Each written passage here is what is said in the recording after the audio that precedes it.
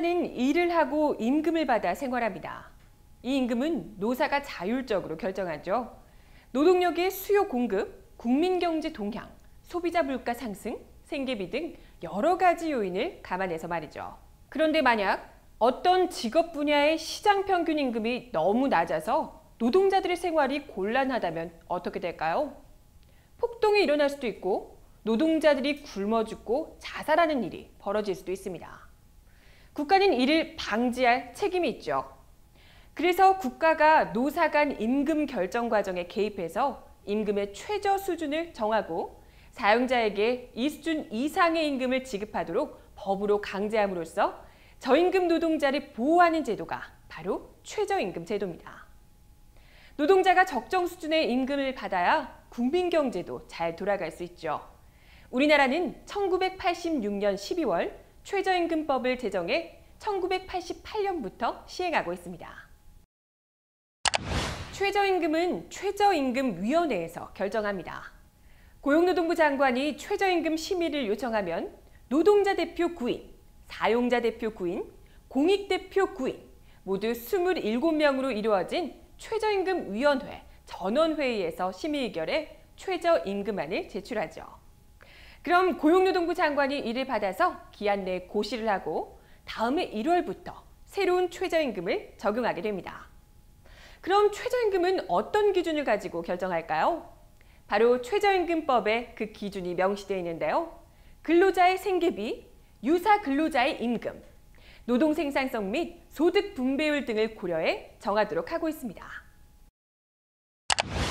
바로 최저임금위원회 구성과 관련이 있습니다. 최저임금위원회의 노동자위원과 사용자위원은 각각 9명으로 동수죠. 예년 논의 과정을 보면 사용자위원들은 최저임금 동결을 주장하며 논의를 시작합니다. 반면 노동자위원들은 대폭 인상을 요구하고 있죠. 노사는 최저임금 논의가 진행되는 내내 이렇게 치열하게 대립합니다. 이렇게 되면 공익위원들의 입장과 선택이 당연히 중요해지게 되겠죠. 9명의 공익위원은 정부에서 임명합니다. 그러다 보니 공익위원들은 정부의 입김에서 자유롭지 못하겠죠. 즉, 최저임금위원회 구성상 공익위원이 어떤 선택을 하느냐가 결정적 역할을 하는데 공익위원은 정부에서 임명하기 때문에 현 구조에서는 최저임금 결정에 정부의 입장과 의지가 중요하다고 할 수 있습니다. 실제로 2013년, 2014년, 2015년 최저임금의 경우 모두 공익위원 안을 표결에 붙여 공익위원 안이 최저임금으로 결정됐습니다. 우리 주변의 임금 노동자들의 임금은 모두 제각각이죠. 100만 원 미만을 버는 사람부터 7, 800만 원을 버는 고소득자들도 있습니다. 그러나 대부분의 노동자들은 그렇게 많이 벌지 못하죠. 빈곤화, 소득의 양극화가 그만큼 심하다는 얘기일 겁니다. 통계청이 실시한 2014년 하반기 지역별 고용조사에 따르면 전체 임금 노동자 1,894만 5천 명의 절반가량 되는 937만 7,775명은 월 200만 원 이하를 법니다. 월 100만 원 미만을 버는 사람도 236만 명이나 됩니다.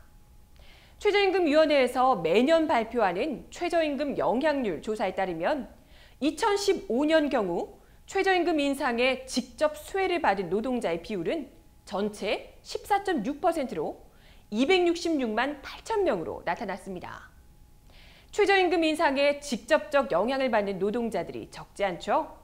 간접적 영향을 받는 노동자들의 가족 등까지 더하면 최저임금 인상의 영향률은 보다 더 크다고 하겠습니다. 올해 최저임금은 시급 5,580원입니다. 월급으로는 116만 6,220원이죠. 최저임금 인상을 추진하고 있는 오바마 미국 대통령은 새해 국정연설에서 최저임금 인상에 반대하는 사람들을 향해 네가 한번 이 돈을 가지고 살아봐라 라는 인상 깊은 연설을 했죠. If you truly believe you could work full-time and support a family on less than $15,000 a year, try it. 그럼 우리도 한번 생각해 보자고요. 월급 116만 원을 가지고 살 수 있나요? 4대 보험 등을 떼면 110만 원도 안 되는 돈입니다. 깊게 생각할 것도 없이 살기 어렵다는 얘기가 당연히 나오겠죠. 혼자 살아도 그러하고 부양가족까지 있다면 더더욱 살기 어려울 겁니다. 통계로도 한번 확인해 보죠. 최저임금위원회는 통계청 조사를 바탕으로 매년 미혼 단신 근로자의 생계비를 분석해 이를 최저임금 논의의 근거로 삼습니다. 2013년 단신 근로자의 평균 생계비는 150만 6,179원이었습니다. 그러니까 현재 최저임금은 혼자 사는 미혼의 노동자가 먹고 사는 데 필요한 임금에도 미치지 못한다는 얘기입니다.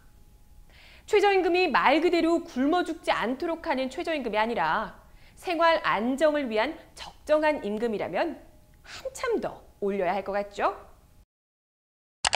현재 최저임금 수준을 같이 한번 보시죠. 2014년 최저임금 시급 5,210원, 월급 108만 8천 원은 5인 이상 사업체 상용직 정액급여 264만 8천 원의 41.1%에 불과합니다. 각종 상여금을 더한 임금 총액 333만 원과 비교하면 32.7% 수준으로 더 떨어지죠.